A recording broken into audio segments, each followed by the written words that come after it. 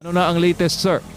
Yes, MJ. Katulad ng sinabi mo, siyempre mag-usap pa rin kami kung ano yung mga bagay na gagawin namin tungkol dito sa ginawa na hindi pagtanggap ng Office of the Secretary General ng House of Representatives. Alam mo, MJ, siyempre may kanya-kanyang opinion kasi. In particular, ako personal, sinabi ko na nga, ba't pa ako hahabol sa Lunes? Ayaw na nga nilang tanggapin. Legal naman yan, constitutional, no? Nasa House Rules na ministerial ang pagtanggap dapat ng Kongreso. Kaya nung sinasabi siyempre yung mga ilang kasama, may kanya-kanyang opinion, sabi nung, hindi, mag-apply pa rin. In fact, ang Makabayan Group, I understand, mag-apply pa rin. Sabi ko, okay, naiintindihan ko.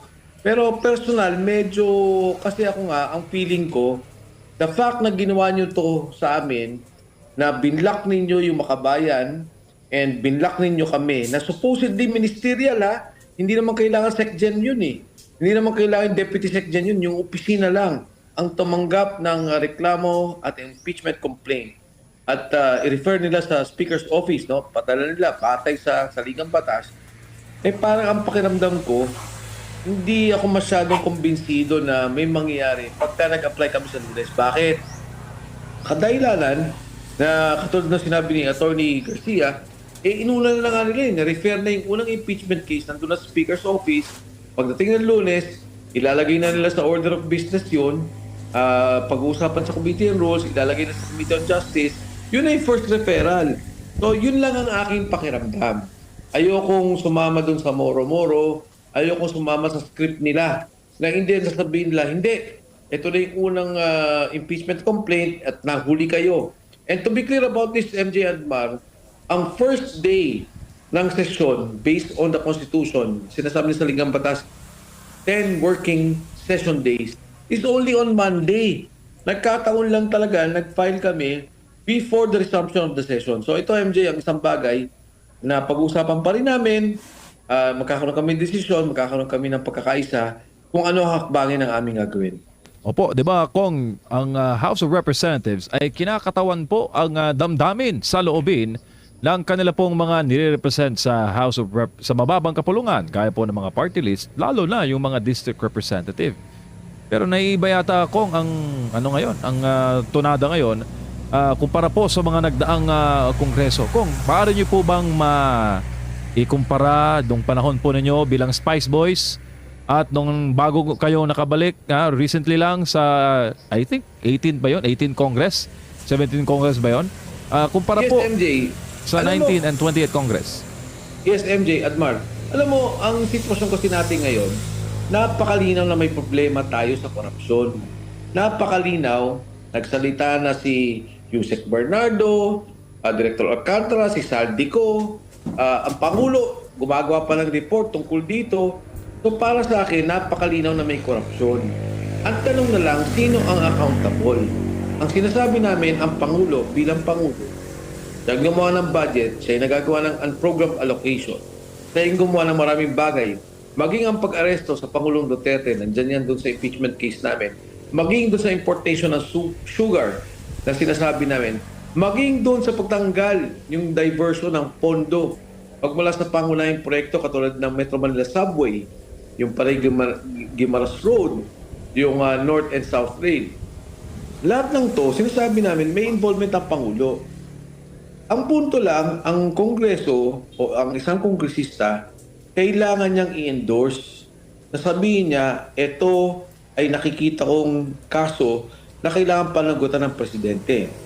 Maaari din, ang iba sabihin, o sige, binibigyan ko ng pagkakataon ng Pangulo sa isang formal na proseso tulad ng impeachment na sumagot tungkol dito. So, kung ang tanong mo, MJ, ano yung mga pagbabago, naintindihan ko na maaaring ang ilang kongresista nag-iipit, may mga, siguro, may mga pagkakataon na tinitingnan nila yung mga bagay-bagay, paano ba to? Pero importante rito, hindi naman to para sa isang distrito lamang Hindi lang to para sa ating sarili. Ito ay para sa kinabukasan ng ating mga kababayan. Ito ay kinabukasan ng sambayanang Pilipino. Ang isang kasong final namin, binabanggit ko na yung PhilHealth. Alam mo, medyo malapit ang loob ko dyan. Nagkakaroon tayo ng kontribusyon naglalagay ng contribution ng national government kasi doon sa mga senior citizens at saka doon sa mga sinasabi natin walang kakayahang magbayad. Kinuha mo yung pondo, nilagay mo sa national budget, pagkatapos Sinakaw. ginamit sa flood control. So, isa tong Nilagay sa bagay flood control, tapos na sinakaw. ang laki ng epekto sa ating kinabukasan kasi di ba, sa ibang bansa, sabi nga ni Dr. Tony Liachon, 10% ang babayaran mo kahit anong sakit mo, kahit anong klaseng pagkaka-hospital. Kung anong babayaran mo, 10% ka lang kasi yung insurance na binibigay ng gobyerno ay malawakan. Tinutulungan ka ng gusto. Dito sa atin ngayon, halos siguro 60% ang babayaran mo pag ikaw ay na-hospital sa isang sakit o sa isang problema na iyong kinakaharap. Itong pondong to, hindi dapat kinuha to eh. Imbis na dapat ginamit to palawakin ang programa, pagandahin pa yung programa, hindi dapat ibinalik to tapos saan napunta? Flood control. Yan yung mga bagay na kailangan nating linawin. Yan yung mga bagay na kailangan nating pagtuunan ng pansin. Dahil hindi lamang ngayon yan. Sa darating na panahon, kailangan mailinaw at mailagay sa ating batas, mailagay sa ating budget, no, sa ating pag-aaproba ng ating pondo, na itong mga programang to, huwag niyong papakilaman. Dahil ito ay sa kapakanan ng bawat individual na Pilipino. Pero kung Mike, kung pagbabasihan po ang mga ginagawa ngayon sa Malacanang, parang wala lang din sa kanila itong mga ganitong hakbangin, kung Mike eh. Tingin mo, sir? Hindi ko masyado alam, MJ. Siguro sinasabi na wala. Pero bakit naman iba-block nila? Kung talagang wala silang pakialam dito at sinasabi lang wala kaming alam sa mga naging korupsyon, eh bakit nyo pa hindi papayagan na mag-file ang Makabayan Black? Bakit nyo kami hindi papayagan mag-file? Di ba kung ito yung isang bagay na hindi naman dapat bigyan ng panahon o bigyan ng pagdiin, eh bakit ganun na lang ginagawa sa pagkitil ng boses ng mamamayan? Alam mo, MJ, nagkaroon ng survey ngayon, di ba, yung sabi ng Tangier. Sabi nila, 68% ang lumalabas gustong maliwanagan doon sa impeachment case. Ako palagay ko, baka nga mas mataas pa dyan eh. Hindi ko rin alam.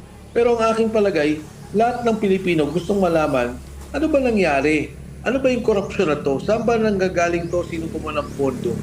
Paano ba yung mga programa? Yung Metro Manila Subway na wala dahil sa korupsyon. Maraming binaha, maraming nalunod dahil sa korupsyon.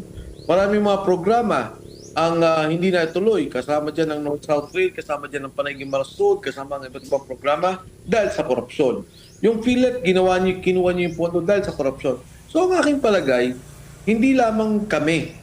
Kinakatawan namin ang sentimiento, kinakatawan namin ang pananaw, at kinakatawan namin ang galit ng bawat Pilipino na maliwanagan ng issue.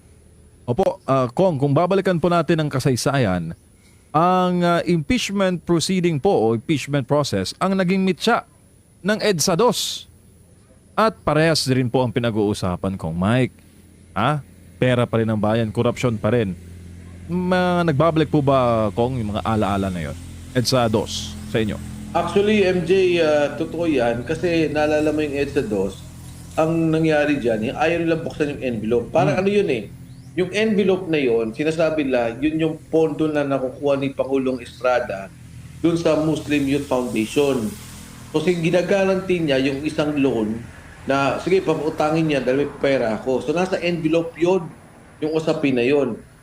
Hindi nila pinabuksan yung envelope.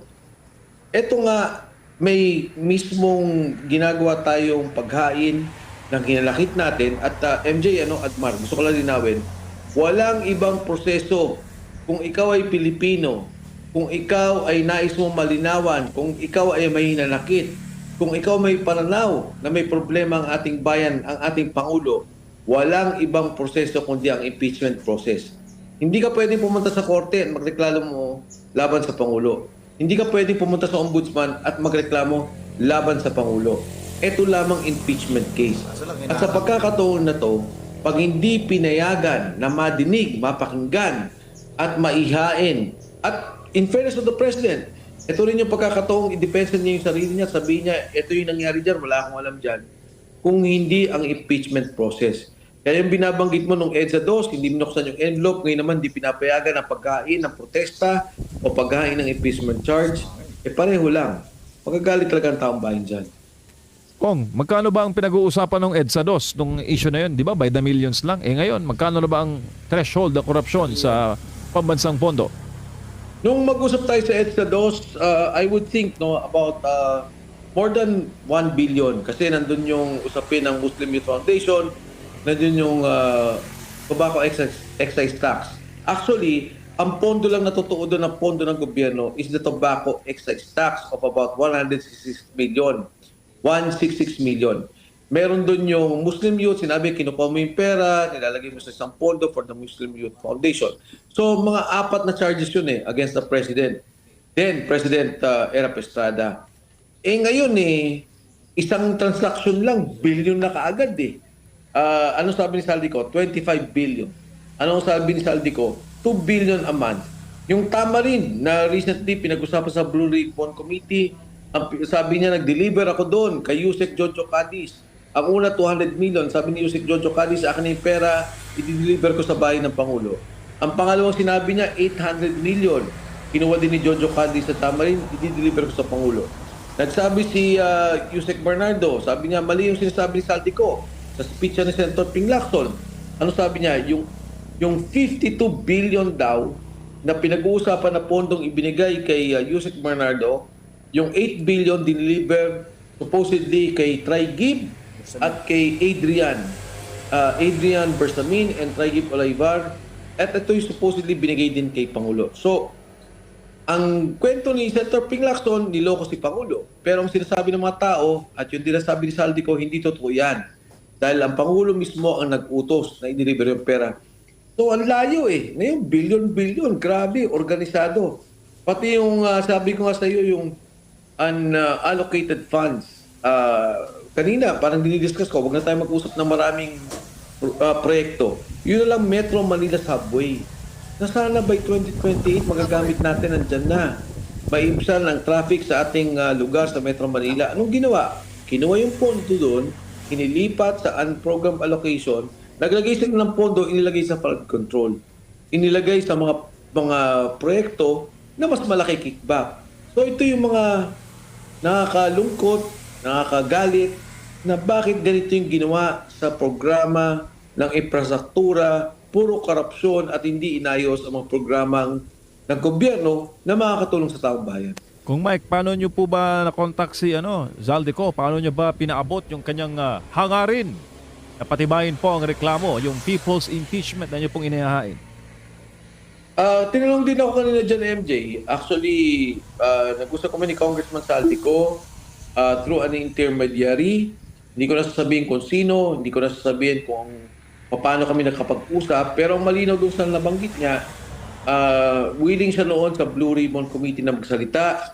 At kung magkaroon ng impeachment case at siya'y pagbibigyan ng magsalita, which is allowed by law, which is allowed by the rules of the House, pwede naman yan yung may Zoom, ay willing siya magsalita upang bigyan pang ng substansya, substance yung binabanggit namin na corruption at yung delivery niya ng pera. Dapat pa ba maghintay ng impeachment hearing kung Mike? Pwede naman siya magsalita. Marami naman siyang subscriber followers sa Facebook. In fact, hinahanap yung mga statement niya ngayon. Last video niya, November pa. Lumipas na po ang New Year, lumipas na po ang Pasko. Asa na raw po yung mga pasabog ni former Congressman Zaldico? Well, MJ, sa totoo lang, yung mga video na ginawa niya is enough to be an evidence. Ang sinasabi lang ng gobyerno, hindi yan pwede kasi daw hindi under oath umuwi siya dito. Kaya nga sinasabi niya, yung binanggit naming kaso on graft and corruption and delivery ng mga SOP ay gawin niya ulit under the impeachment proceedings. At kung papayagan ng Kongreso, this will be under oath at magiging official to. Kaya yung mga additional pasabog, okay naman. Pwede naman siya magsalita pa kung ano pang alam niya. Pero batay dun sa ginawa naming kaso, sa mga sinabi niya, willing siyang magsalita under oath, under the rules, para magsalita dito. So, I don't think MJ kailangan niya pang idagdagan kung ano yung mga sinabi niya. Ang problema lang lahat ng sinabi niya, hindi pa to naging official Hindi pa to nagkaroon ng tinatawag nating pagtatanong sa kanya. Ano ba talaga yan? Ano nangyari? For example, sinabi niya yung asukal, sinabi niya yung 2 billion a month, sinabi niya yung 25 billion. Hindi dapat matanong din siya. Paano mo mapapatunayan na ikaw ang nag-deliver ng 25 million, sa abong binigay yan, sino mga taong involved? And that can only be achieved pag pinayagan siya sa isang official hearing ng ating Kongreso under an impeachment process. Kasi hindi naman siya pinayagan sa Blue Ribbon Committee. So dito, kung pinayagan siya, napakalaking bagay nito. Opo, last na lang kong sa akin at saka baka mag-round to ako mamaya bago si partner Admar. Baka raw makasuhan kayo sir ng harboring a criminal. Dahil kay Ano Zaldico. kaso ng harboring criminal? Ang layo niya. Kala naman lang kung katabi ko siya. Well, bahala sila kung anong sabihin nila. Pero paano ko siya ka-harbor no MJ? Admar? Paano yun? Ang layo-layo niya. Kung siguro katabi ko siya, sabihin lang harboring a criminal. Pero ang ibig lang sabihin niyan, pag ginawa nila yan, ayaw nila talaga matinig yung totoo. Ayaw nila maging opisyal. No, to make it official, under oath, what Saldico will be stating before the committee. And mind you, MJ and Admar, hindi naman yun nagsalita lang siya eh. Subjected siya sa pagtatanong, subjected siya sa kung anumang criticism or maybe comments, manifestation of the committee. So, hindi sa palagay ko ano yun, hindi ba yung committee, pag pinayagan nila, hindi lang naman si Saldico na one way na magsasalta eh. E di, tirahin nila at sabihin nila kung anong hindi totoo at pagsusunod ni Saldico. At willing naman si Saldico na umarap sa ganun. Congressman, si Admar po ito. Meron ako nakita kanina na hawak-hawak mo na brown envelope, may nakalagay yung pangalan ni Gutesa. Kumbaga, ano ba ito? Yung naging pinanumpan niyang statement sa Senate or maaari din ba siyang mag-witness din dito kagaya ni Congressman Zaldico sa impeachment? Well, Admar, yung kanina kasi, ito yung mga present evidence na hawak natin. Kung ano yung mga lumabas, kung ano yung mga sinabi nila. So lahat ng to, iniipon namin lahat ng ebidensya.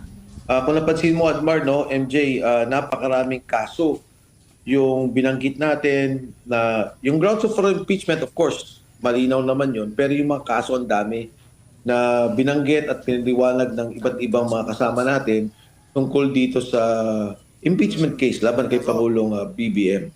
So yung mga kanilang dokumento about Sergeant Gutesa, na, isa lang yon yung kanyang binanggit, pero madami mga nakapaloob pa dun eh, na mga iba't ibang salita. If you're asking me kung meron pa siyang sasabihin na labas pa dun sa sinabi niya, hindi, wala namang ganun. Pero ito yung lahat ng mga lumabas, ebidensya, sa lahat ng kaso naming ilalagay sa Kongreso.